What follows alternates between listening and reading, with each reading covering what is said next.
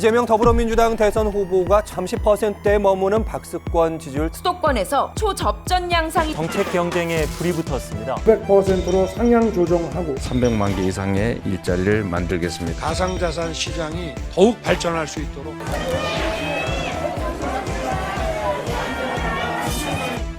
2017년 대선에 소득세와 법인세 누진 구조로 윤 후보에게 묻고 싶은 것들 대신 여쭙고 누가 유능한 리더인지 국민의 삶의 희망을 되찾아 드리겠습니다. 성장 앞으로 낮춰 신고했다는 의심을 지우기 어렵습니다.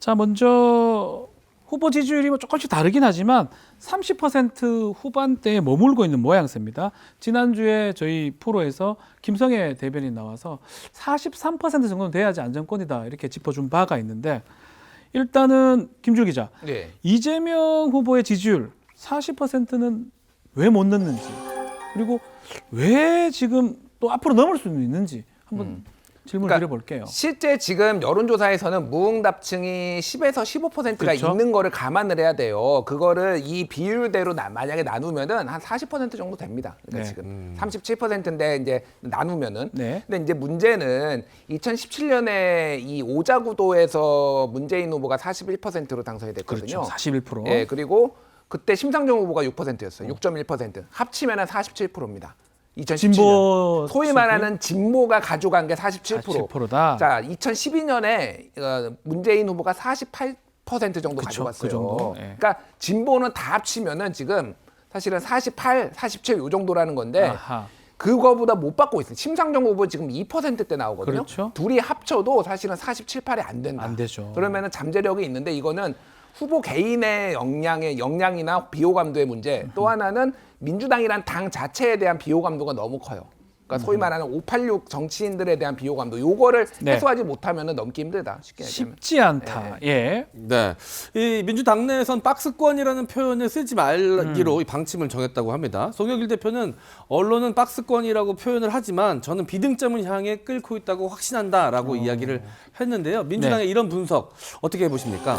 비등점을 향해 끌고 있다라고 송영길 대표 생각하고 싶은 거죠. 네. 예, 그렇게 되길 바라는 거고. 아하. 근데 지금 지지율 추이를 보면은 36.7까지 이제 내려가는 것도 있는데 저는 아직도 민주당이 완벽하게 원팀이 되지 않았고 대선에서 여론조사에 따르면 모른 무응답층이 아직 여전히 많이 남아 있습니다. 그래서 저는 36.7이라는 숫자는 굉장히 위기고 경각심을 가져야 된다고 생각하는 것이 네. 저는 39.2는 넘겨야 한다고 생각합니다. 39.2는 뭐죠? 이게 지난 4월 참패 당시의 박영선 후보자의 득표율입니다. 서울의 보궐선거 결과. 네. 예. 그 참패 당시에 39.2도 지금 후보자가 얻지 못하고 있다면 아하. 위기라고 생각하는 것이 맞다고 생각이 들고요. 이 부분에 대해서 과연 무엇이 있을까? 김준일 기자가 이제 586이라고 했었는데 우리 민주당에서 막 나는 586이면 아닙니다. 586 우리 아무것도 없어요 라고 얘기하는 것과 네. 국민들이 바라보는 건 다른 거예요. 그러면 다른 표현을 해줘야 됩니다. 민주당이 어떻게 달라지겠다라는.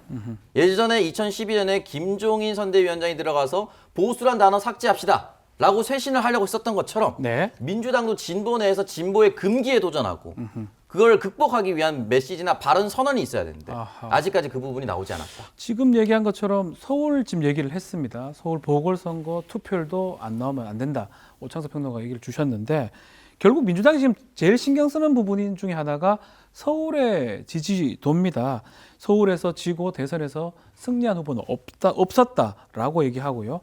지금 서울 상황이 매우 안 좋아 보이는 상황인데 서울 민심을 잡으려면 당연히 부동산 정책이나 뭐 공급 확대 이런 게 필요할 거로 보이는데 이 김준일 기자 부동산 정책 지금 내놓고 있는데 이게 서울 민심 좀 달랠 수가 있을까요? 달래지 못합니다. 아. 왜냐하면은 어차피 그렇게 규제 완화를 할 것 같으면은 국민의힘이 더 잘할 거라는 기대치가 있어요. 국민들 입장에서는. 원래 네. 그러니까 서울 시민 입장에서는 원래 보수는 규제 완화 그리고 실제 공약을 비교해 보면 부동산 공약을 거의 유사해요. 지금 네.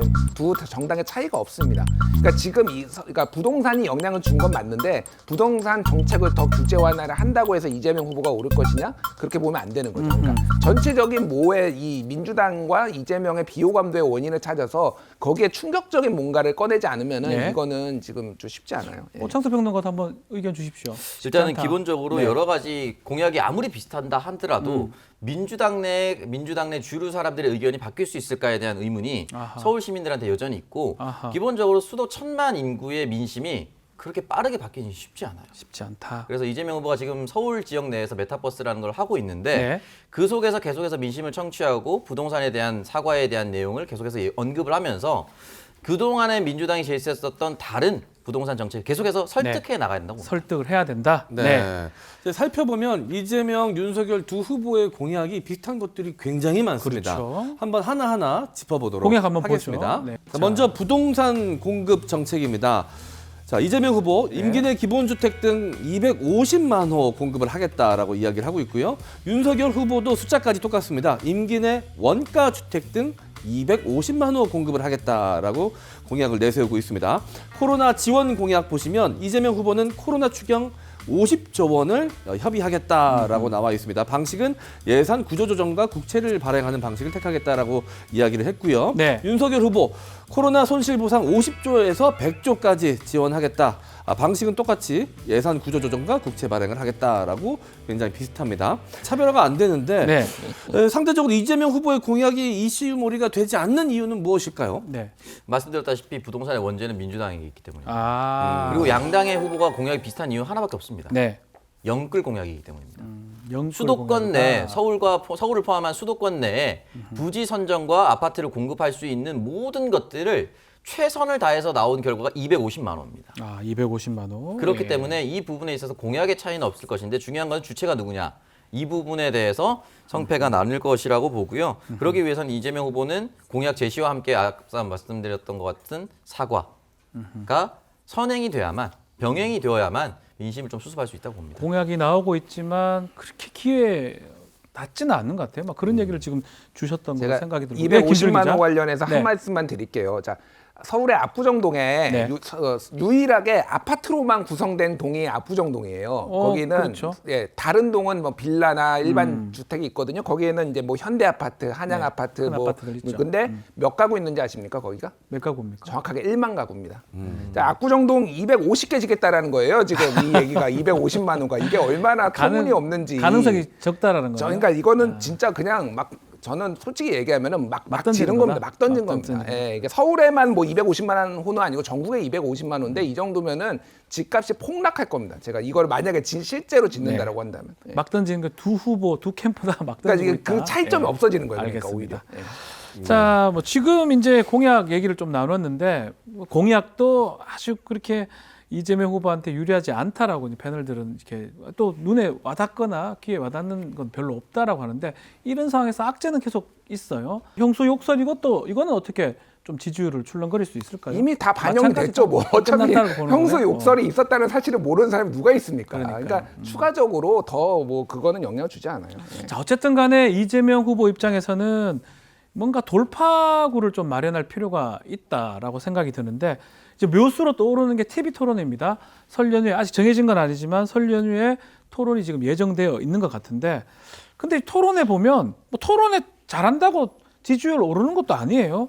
예컨대 그 박근혜 대통령하고 그 당시에 그 민주당 이정희 후보 그때 지금 지지율이 반대됐었거든요.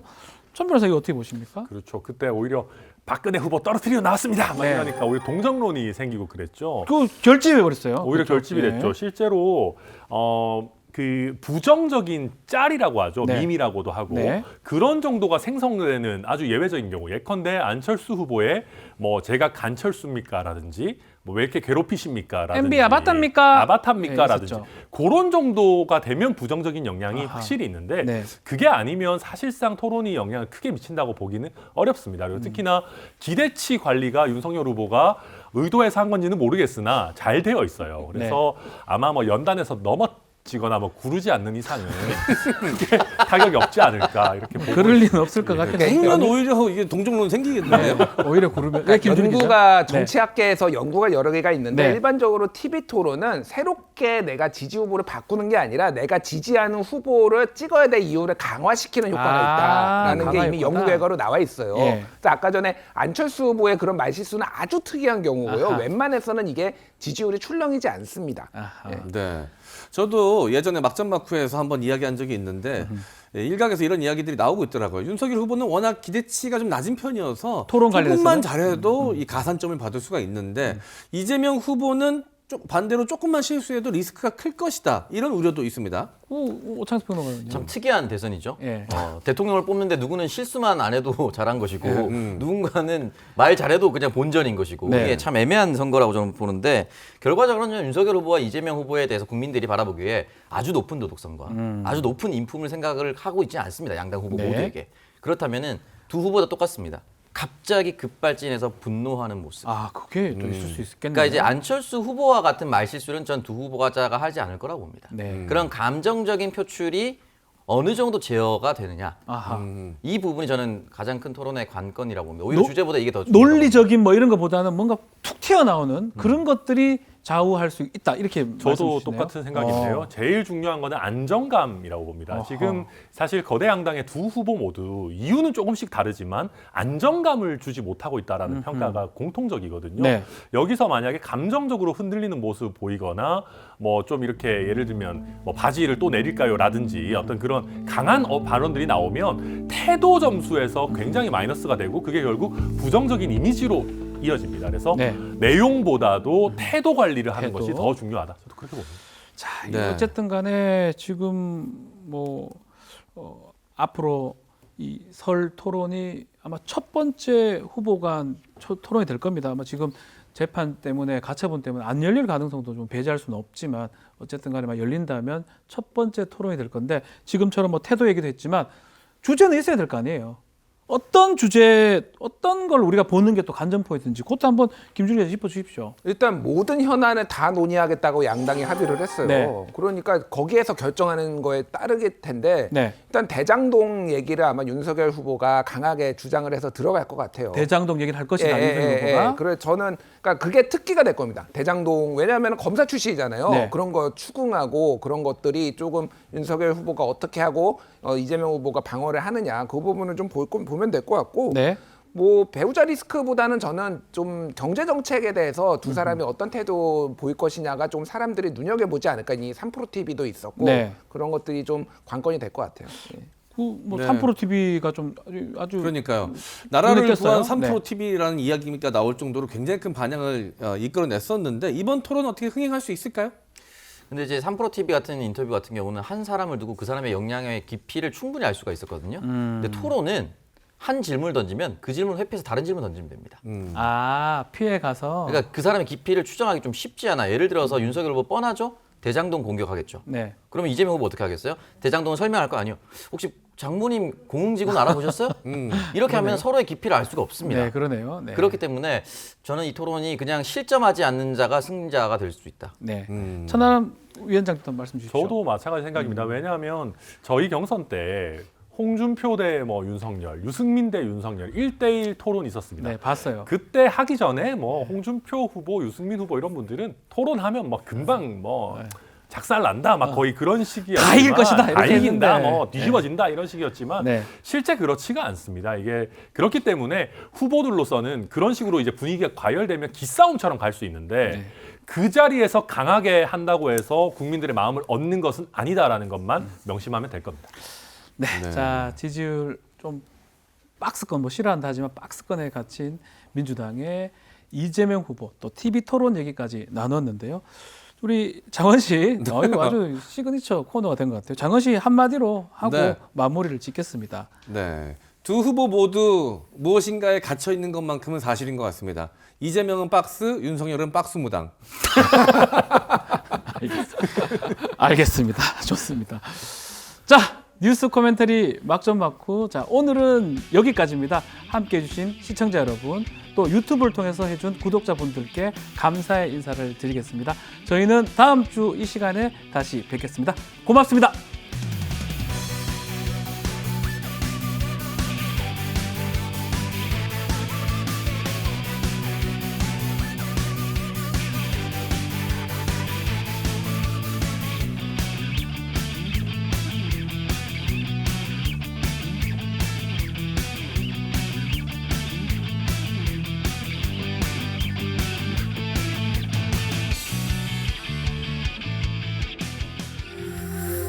OBS